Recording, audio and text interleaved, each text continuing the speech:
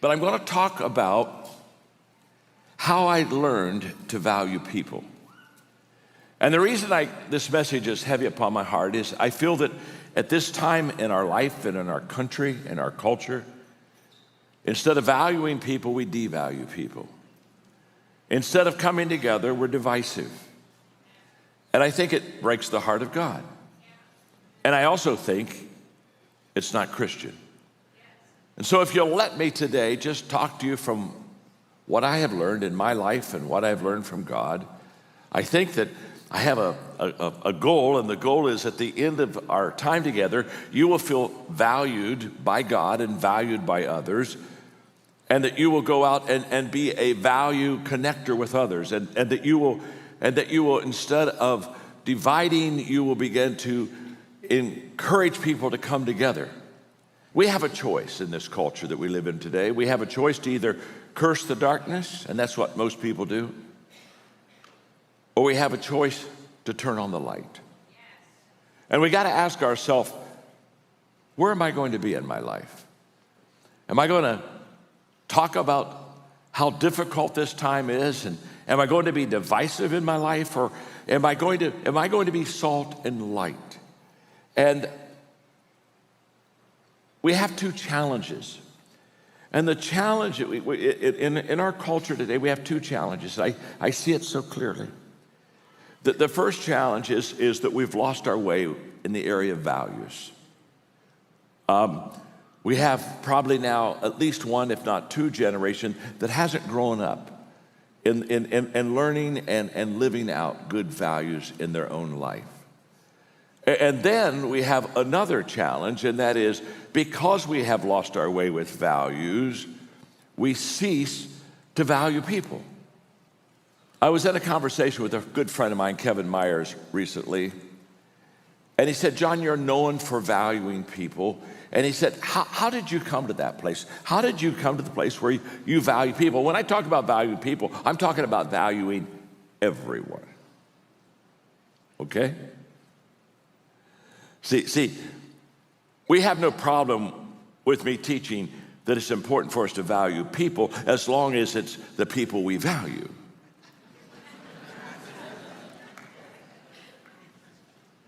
But we have a horrendous problem valuing people who are not like us, people who do not have our values at all.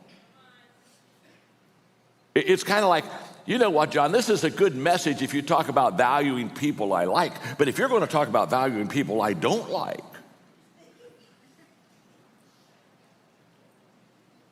just remember as I teach this lesson, my name is John, and I'm your friend. And by the way, when I give you my journey, I'm uncomfortable with because it's about me a little bit, but I'm also uncomfortable because it makes me look a little better than I really am. So as I talk about it, just say he's not that good. And that'll make me feel better, and that'll make you feel better, and because I'm not that good, okay? But my journey in valuing people, it's a legitimate journey, and it begins, first of all, with my father's example. My father passed away last year on July 4th at 98. And my father valued and loved everyone.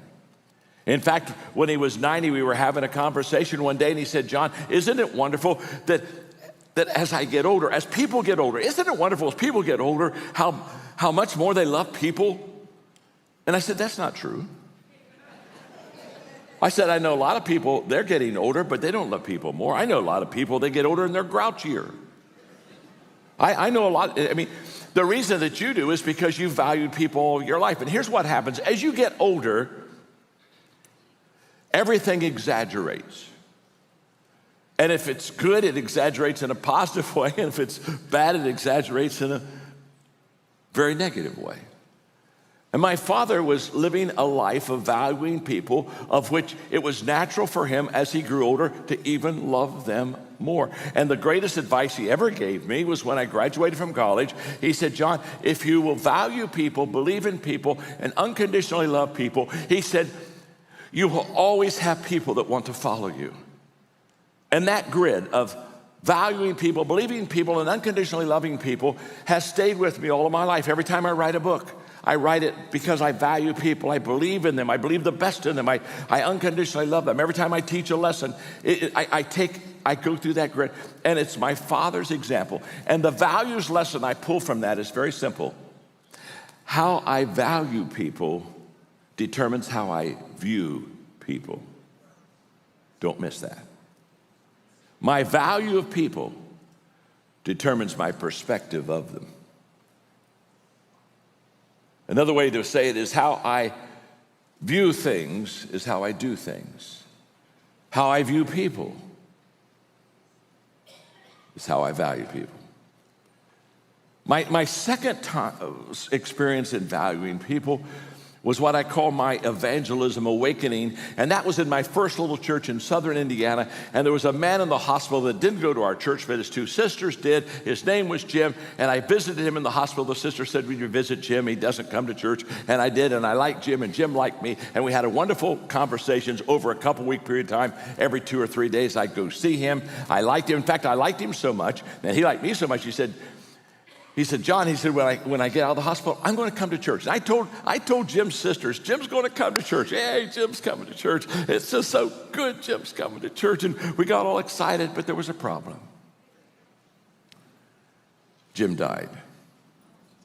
And I was the last person to see him before he died. Literally about an hour after I visited him in the hospital, he passed away. Now, this was an awakening in my life because I realized that my priorities were wrong. I had put the church, which is a wonderful place to come, I put the church above sharing my faith. And come to church and come to church and come to church. And we know coming to church doesn't change a person's life. Coming to Jesus changes a person's life. And I had my priorities all messed up. And God took me through a 6-month wilderness experience of was I going to value people and share my faith wherever they were at the moment that I could, or was I going to constantly just kind of mess up my priorities? I can still remember standing between the two sisters. In that day there was a custom in Indiana of viewing the body, and so the two of us are just there, and here we are, and I'm doing that, and I'm crying, and they think I'm such a compassionate person. I'm not a compassionate person. I'm weeping and repenting because I didn't value him to the place of sharing my faith with him, and he was lost. And it was life-changing. It was gripping to me. In fact, I only made one request at that time that I've honored for, my gosh, now almost 50 years. I said, God, if you'll just help me to be able to win people to Christ, if you'll just help me to be able to effectively share my faith, I'll never ask you to have a great church. I'll never ask for anything else. Just help me to constantly see people through my life and influence come together. Help me value people enough to help them and to help find them and keep them from being lost. And that was the only prayer request I ever asked God in the area of my pastoral ministry. I mean, by the time I was 29, I had the 10th largest church in America, but I never asked for a large church. All I asked was to value people, because it's all about people. So the values lesson here is just very simple. Value people like God values people. My third journey in valuing people is what I call my Zig Lesson. And I call it my Zig Lesson. Many of you would know this if you're especially a little bit older, but Zig Ziglar was a great motivational speaker, writer. And when I was young, I heard Zig one time say, if you will help people get what they want, they'll help you get everything in life that you want. And I remember it was a paradigm shift for me, because as a young leader, I was trying to get everybody on my team, and here's my vision, and join me. And all of a sudden, Zig says, you know what, if you'll just turn that around, and if you'll just go value people and help help them be successful, they'll help you be successful. And it was an incredible change. It was the moment that servanthood and serving people and placing people first became a huge priority in my life. And I went from people adding value to me adding value to them. It was a total change. And through my life, I've had many what I call servanthood surprises. But maybe the greatest servanthood surprise I've ever had was this. I knew it was right to serve people, But when I started serving people is when I started valuing people.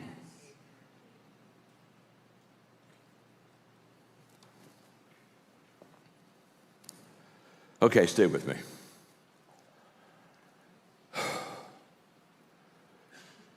If I see you as hurting, I'll help you. If I see you as broken, I'll fix you.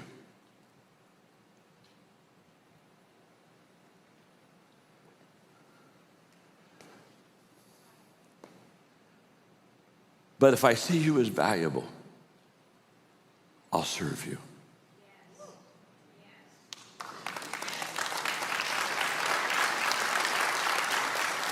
You see, in the first two paradigms, I see you as hurting, I help you. I see you as broken, I fix you. I have the upper hand. I mean, honestly, I'm the guy that came in and I kind of rescued you. It's kind of like almost a, ooh, here I am to save the day. But I have the upper hand. You look to me and say, you're awesome. But, probably without you, I'd still be lost. But do you see how it changes when I see you as valuable? When I see you as valuable, I serve you. And I not only serve you, but I relish and just enjoy the fact that I get to serve you. And why is it? Because I see you as valuable. And so the Zig Lesson basically taught me, just always put people first, always. It's not like a question, just put them first. And then another lesson that I had was what I call I'll have to explain this one, my hot stove lesson. Mark Twain said, if a cat sits on a hot stove, that cat won't sit on a hot stove again. And then he said, that cat don't like cold stoves either. That cat just stays away from stoves.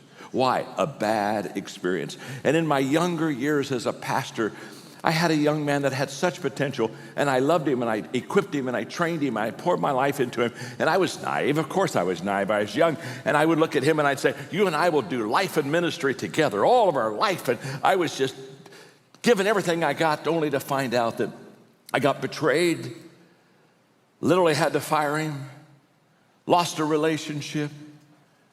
And I said to myself, I don't like this. And I honestly, I said, I think what I'll do is that instead of embracing people and giving them the benefit of the doubt, I think I'll hold people at a distance. And I think what I'll do is I'll hire staff, but I'll say, that's your job, this is my job. We'll meet at the Christmas party.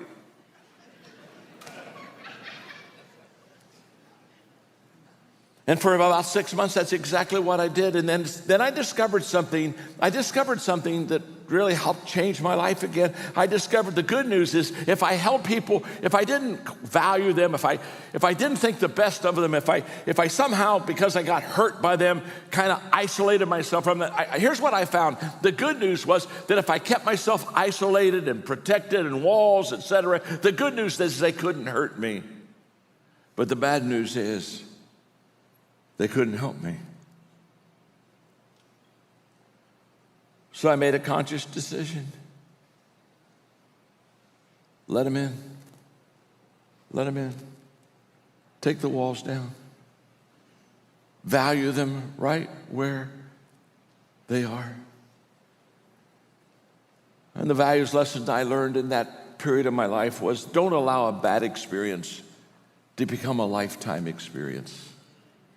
How often I see people who, they've had a bad experience. We all have. We all have our stories. But instead of letting it be a bad experience and moving on, it becomes a lifetime experience. And we build walls, and instead of embracing and valuing others, we have a tendency to keep them away. The next lesson I learned on values was my Enron lesson. And all I've got to do is say Enron, and many of you that are old enough will think about 20 years ago, 2001, when the corporate scandals began, where big companies were taking advantage of their employees. And all of a sudden, the house of cards began to fall, And I was called to New York City by Time Warner, who was my publisher at the time. They said, we want you to write a book on business ethics because the businesses aren't ethical. And I looked at them and I said, I can't write a book on business ethics. They said, why not? I said, because there's no such thing as business ethics. There's just ethics. You either got them or you don't. Hey, and if you have them, they work in business. Oh, happy day. Oh, happy day. You see, leaders, the advantage leadership has is leaders see more than others see, and leaders see before others see. And if I can see more and before other people around me, it puts me at a distinct advantage over other people.